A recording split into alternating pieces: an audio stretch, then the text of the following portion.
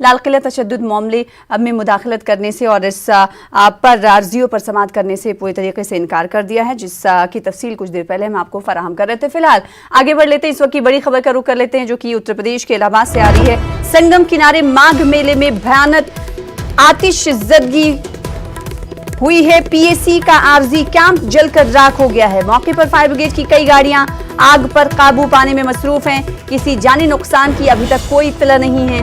PAC camp में मौजूद सामान आग की जद में आ गया। आला अफसरान आग लगने की वजूहात का पता लगा रहे हैं। फिलहाल इस वक्त आग पर काबू पाने की कोशिशें की जा रही हैं।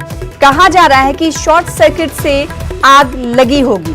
सख्त मशक्कत के बाद आग पर काबू इस वक्त पा लिया गया है। तो इस वक्त की बड़ी खबर आपको दे रहे हैं इलाहाबाद से, जहां पर संगम किनारे माघ मेले में भयानक आतिशज़दगी देखने को मिली है।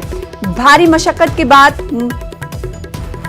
आग पर काबू पा लिया गया है। हमारे साथ हमारे नुमाइंदे जुड़ रहे हैं मुश्ताक आमिर इस खबर पर मजीद अपडेट के साथ।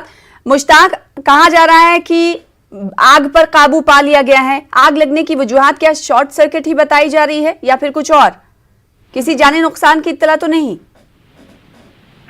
सना, सबसे पहले मैं ये बता दूं कि संगम किनारे जो माघ मेला लगता है वो तकरीबन 1 माह तक चलता है और इसमें कई बड़े स्नान होते हैं, 5 स्नान होते हैं, जिसमें से एक स्नान 11 फरवरी को होने वाला है, मौनी अमावस्या का, जिसमें तक 4 से लेकर 5 लाख लोग एक वक्त में मौजूद होते हैं मेले में।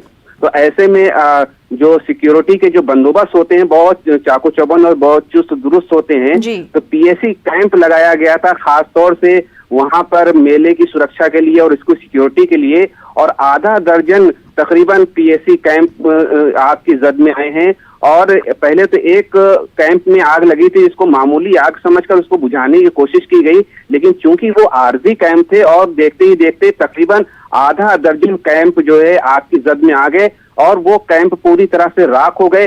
किसी जानी नुकसान की कोई इत्तला नहीं मिली है, लेकिन बड़ी तादाद में माली नुकसान हुआ है। जो पीएसी कैंप में जो साजो सामान थे या जो सिक्योरिटी के आलात थे या कपड़े और दीगर जो सामान थे, उनके पर्सनल सामान जो पीएसी गार्ड्स के होते हैं, वो सब जलकर राख हो गए हैं। और तकरीबन 6 गाड़ियां फायर ब्रिगेड की हैं जो आग पर काबू पाने की कोशिश कर रही हैं। इस बात का पता लगाया जा रहा है कि इतनी सिक्योरिटी के बावजूद आग किस तरह लगी, और इस देखते ही देखते वो आधा दर्जन कैंप को उसने अपनी जद में कैसे ले लिया।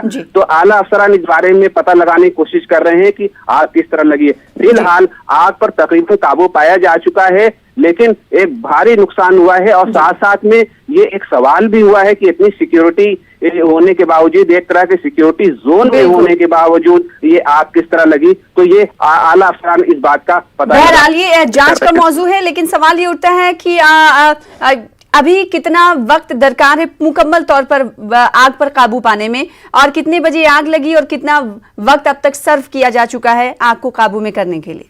मुश्ताक आमिर, देखिए, आग तकरीबन 11 के आसपास लगी, लेकिन आग जब फैली तो उस वक्त 11 बज चुके थे। और चूंकि उस वक्त भी मेले में बड़ी तादाद में कल्पवासी मौजूद होते हैं जो बाहर से आकर के कयाम करते हैं मेले में, तो एक तरह की भारी अफरा तफरी मच गई और इसको ये समझने में काफी वक्त लग गया कि आग कहाँ लगी है, क्योंकि कैंप एक दूसरे से जुड़े हुए होते हैं, जो वो शिविर लगाए जाते हैं।